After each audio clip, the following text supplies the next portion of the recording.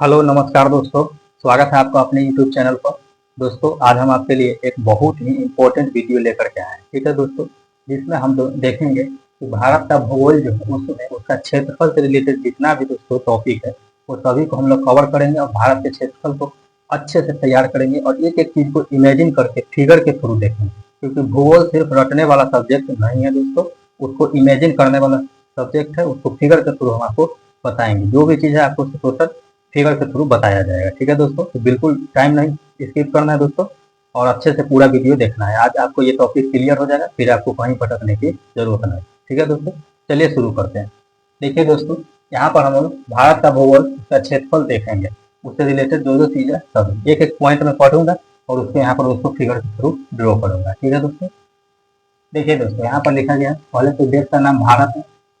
उसके बाद ये एशिया महादेश देश में दोस्तों ये स्थित है। एशिया महादेश में भी दोस्तों दक्षिण एशिया में स्थित है। और तो लिए कि दक्षिण एशिया में स्थित है, लेकिन कैसे है वो आज हम आपको बताएंगे। देखिए दोस्तों, मान के चलिए कि ये ग्लोब है। ठीक है, ये हमने एक ग्लोब बना लिया है। ठीक है, दिखाई दे रहा है आप लोगों को।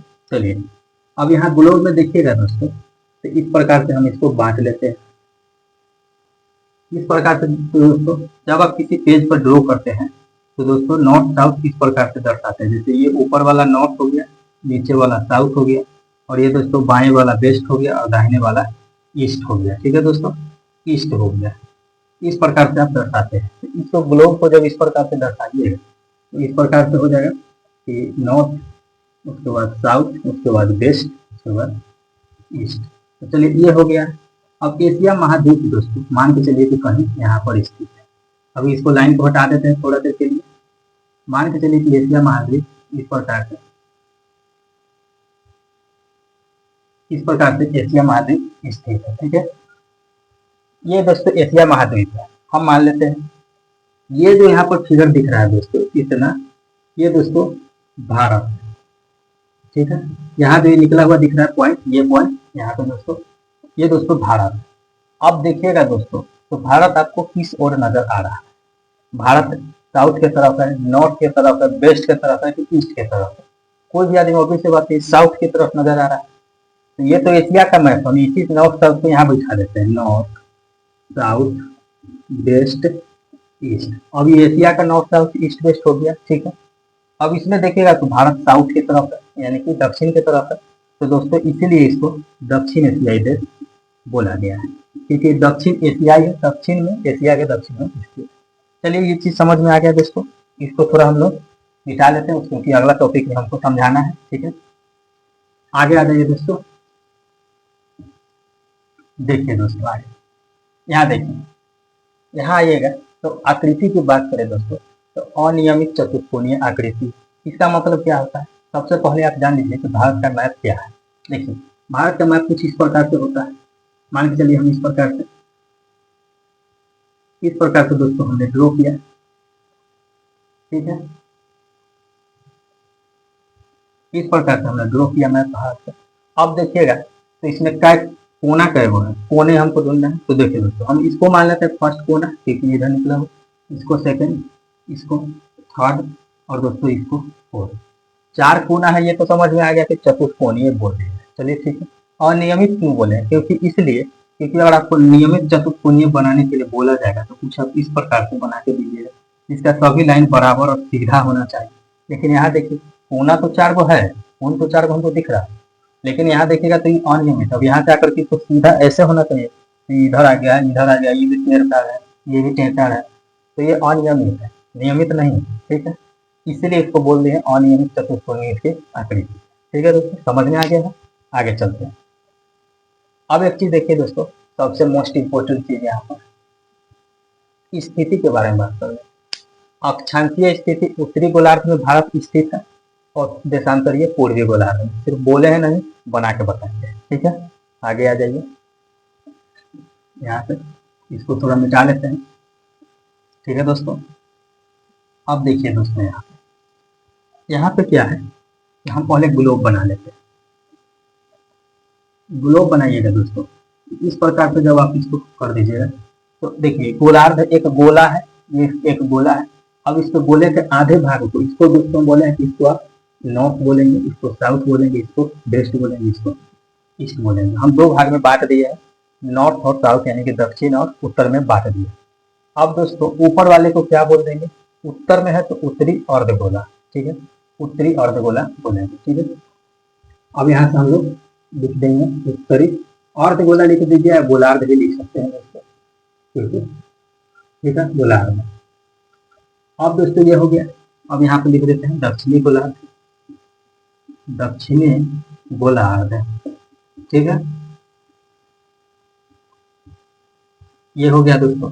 ये गोलार्ध इसलिए बोले हैं क्योंकि ये गोला का आधा है इसलिए गोलार्ध बोले। अब दोस्तों देखिएगा तो भारत कहीं यहाँ पर स्थित है, मान के चलिए इस प्रकार से भारत दोस्तों इस प्रकार से स्थित है। अब देखिएगा दोस्तों तो ये दोनों भाग में, ये दक्षिण वाला अर्धगोला में है कि उत्तर वाला अर्धगोला में है। अब बोलिएगा उत्तर वाला अर्धगोला में है, तो इसीलिए यहाँ पर लिखा गया है, देखिए उत्तरी गोलार्ध में है, उत्तरी गोलार्ध में है, भारत की स्थिति ये है। अब ये देखिए दोस्तों देशांतरीय रूप से, देखिए जब आप इस प्रकार से काटते हैं खड़ा टूटा हुआ लाइन से, तो इसको दोस्तों बोलते हैं दोस्तों ये अक्षांशीय लाइन बोलते हैं, ठीक है, अक्षांशीय। जब इसको खड़ा खड़ा काट देते हैं लाइन से तो दोस्तों इसको देशांतरीय लाइन बोला जाता है। जब अक्षांश और देशांतर आएगा तो मैं और अच्छे से इमेजिन करके आपको बताऊंगा, यह दोस्तों समझने के लिए देख सकते हैं, ठीक है। चलिए दोस्तों अब यहाँ पे अब इसको लाइन काटते हैं, यहाँ से खड़ा खड़ा लाइन से खींच दे तो क्या बोले हैं दोस्तों, ये देशांतर को प्रदर्शित करता है, ठीक है। अब यहाँ से जब हम इसको काटे हैं तो इसको बोले हैं पूर्व, ठीक है। ये दोस्तों एक सेकंड, ये पश्चिम है, वेस्ट यानी कि पश्चिम, ये पश्चिम है, और ये दोस्तों आपका पूर्व है। इस प्रकार से दोस्तों आप देखिएगा तो भारत इधर स्थित है पश्चिम। अब ये दोनों में देखिए, ये दोनों लाइन में देखिए, भारत पश्चिम की तरफ है कि पूर्व की तरफ है। कोई भी आदमी देख के बोलेगा भारत पूर्व की तरफ है, ठीक है। तो दोस्तों इस प्रकार से ये हो जाता है पूर्वी गोलार्ध, इसको भी गोलार्ध बोलते हैं, ठीक है। तो ये पूर्वी गोलार्ध हो गया। और इसको सभी को एक लाइन में हमको अगर जवाब देना हो तो हम क्या बोलेंगे कि भारत, दोस्तों इस प्रकार से लिखेंगे भारत उत्तर पूर्वी गोलार्ध में स्थित है। देखिएगा भारत उत्तर पूर्वी है ना, इधर से आ गया तो उत्तर में है, इधर से आ गया तो पूर्व में, इतना जो भाग आया इसको दोस्तों उत्तर पूर्वी भी बोलेंगे, ठीक है दोस्तों। इतना से इतना भाग को उत्तर पूर्वी भाग बोलेंगे। तो भारत उत्तर पूर्वी गोलार्ध में स्थित है। गोलार्ध नहीं दोस्तों, चतुर्थांश बोलना सही रहेगा, ठीक है। चतुर्थांश भी बोल सकते हैं, अर्ध गोलार्ध भी बोल सकते हैं, ठीक है। उतना आप ही नहीं, आप उत्तर पूर्वी ध्यान रख सकते हैं। चलिए ये बात दोस्तों आपको समझ में आ गया, तो हम लोग आगे का टॉपिक लेते हैं। यहाँ दोस्तों देखिएगा तो देखिए यहाँ पर क्षेत्रफल दिया गया है दोस्तों। क्षेत्रफल देखिएगा दोस्तों तो दुनिया का 7वां सबसे बड़ा देश है भारत अपना, दुनिया का 7वां सबसे बड़ा देश। उससे बड़ा देश फर्स्ट नंबर पर कौन आता है, एक नंबर में क्षेत्रफल में रूस है, दूसरे नंबर पर कनाडा है, तीसरे नंबर पे अमेरिका है, चौथे नंबर पर चीन है, पांचवें नंबर पे ब्राजील है, और छठवें नंबर पे ऑस्ट्रेलिया, और सातवें नंबर पे अपना देश भारत है क्षेत्रफल की दृष्टि पर। जितना भी दोस्तों दुनिया में दोस्तों जो ये जमीन है उसमें से भारत 7वां नंबर पर आता है अपने के पास जितना जमीन है। तो दोस्तों आगे चलते हैं। एक और फैक्ट यहाँ पर जानिएगा दोस्तों कि भारत में कुल दोस्तों राज्यों की संख्या अगर हम बात करें तो 28 राज्य हैं, ठीक है, ये ध्यान में रखिएगा, और 8 केंद्र शासित प्रदेश है, ठीक है, 8 केंद्र शासित प्रदेश है। और क्षेत्रफल की बात करें दोस्तों हम आपको, तो क्षेत्रफल यहाँ पर टोटल कितना है, 32,87,263 वर्ग किलोमीटर, ठीक है दोस्तों। अब इसको कैसे हम दोस्तों, एक चीज यहाँ जानने वाली है जो हम आपको यहाँ पर बताएंगे। देखिए दोस्तों इसको थोड़ा हम मिटा लेते हैं दोस्तों, ठीक है। यहाँ पे देखिए दोस्तों सबसे पहले हम भारत का मैप बनाएंगे, उसके थ्रू आपको समझ में अच्छे से। देखिए ये भारत का मैप है, ये भारत का दोस्तों मैप है, ये भारत का मैप। अब देखिए इसमें दोस्तों इधर से आइएगा तो इतना, और इधर से आइएगा तो इतना। ये दोस्तों ऑक्साइड चीन है, ठीक है, ये ऑक्साइड चीन है, और इधर दोस्तों ये पीओके है, ठीक है। पीओके यानी कि पाक ऑक्युपाइड कश्मीर, पाक अधिकृत कश्मीर। जो ये मैं क्षेत्रफल आपको बता रहा हूँ 32,87,263 किलोमीटर, जो ये हथियाया गया दोनों क्षेत्र सभी को मिला करके है, ठीक है, सिंगल नहीं है। तो आपको ध्यान में ये रखना है ये टोटल क्षेत्रफल है, ऐसा नहीं कि इसको छोड़ के बोला जा रहा है। ठीक है, तो इसलिए एग्जामिनर कंफ्यूज कर सकता है, इसलिए हम आपको अलग से इसको समझा है मैथ के थ्रू ताकि आपको याद रहे। चलिए दोस्तों आगे चलते हैं। आगे आइएगा दोस्तों, तो देखिए दोस्तों, भारत के पास दुनिया का जो स्थलीय भाग है उसका 2.4% है। जितना भी जमीन है दुनिया भर में, दुनिया के देशों में, उसका 2.4% भारत के पास जमीन है। ठीक है, ये आपको समझ में आ गया। अब एक और चीज देखिएगा, हम यहाँ पर लिख भी दिए हैं कि पीओके एवं ऑक्साइड चिन्ह सहित क्षेत्रफल यहाँ पर बताया गया है। ठीक है, जो ये क्षेत्रफल हम बताए हैं ये दोनों को मिला करके।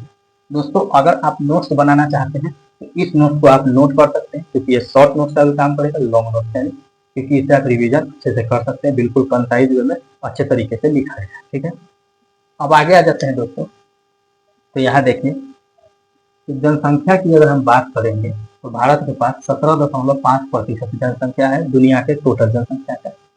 यहाँ पर संपूर्ण विश्व का लिखा गया है। ठीक है, और दोस्तों एक चीज अब यहाँ इंपॉर्टेंट एक चीज यहाँ समझने वाला अब आ गया है। ठीक है, विस्तार की बात करें यहाँ पर दोस्तों, तो देखिए भारत उत्तर दक्षिण से लेकर के 3214 किलोमीटर तक है और पूर्व से पश्चिम में 2933 किलोमीटर। ये कैसे है, आ जाइए हम लोग समझते हैं। देखिए दोस्तों, मैप के थ्रू ही समझेंगे। यहाँ पे देखो भारत का मैप, अब यहाँ पे आ जाइए।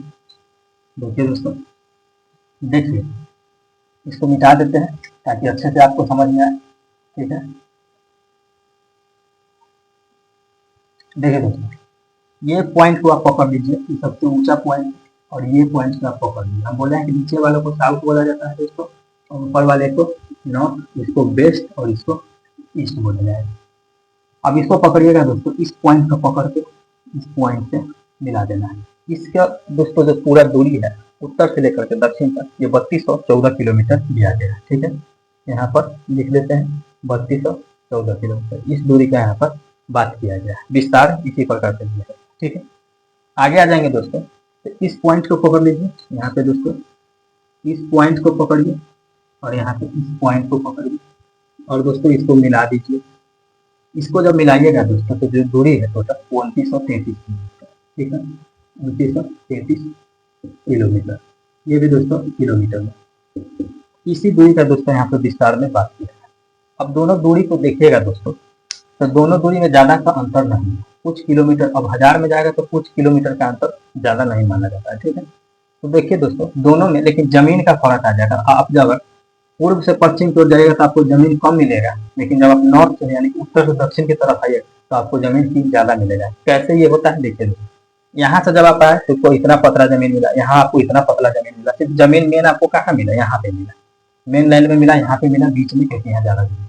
लेकिन यहाँ से आइए दोस्तों, यहाँ भी चौड़ा है, यहाँ से आते जाइएगा तो यहाँ और ज्यादा चौड़ा है, यहाँ भी ज्यादा चौड़ा है, यहाँ आके एकदम पतला हो। तो पूरा में देखिएगा तो ऊपर से नीचे आइएगा ऐसे, पीछे में ज्यादा जमीन हमको दिख रहा है और ऐसे में कम जमीन दिख रहा है। इसलिए दूरी में दोस्तों यहाँ पर लगभग बराबर है। ठीक है, थोड़ा सा कम है, लेकिन अगर आप जमीन की बात करें उत्तर से दक्षिण जाने पर तो ज्यादा है और पूर्व से पश्चिम में कम है। इस प्रकार से क्वेश्चन कॉन्सेप्चुअल में फंसा दिया जाता है, इसलिए हम आपको एक एक चीज क्लियर करवाएं। चलिए दोस्तों आगे चलते हैं।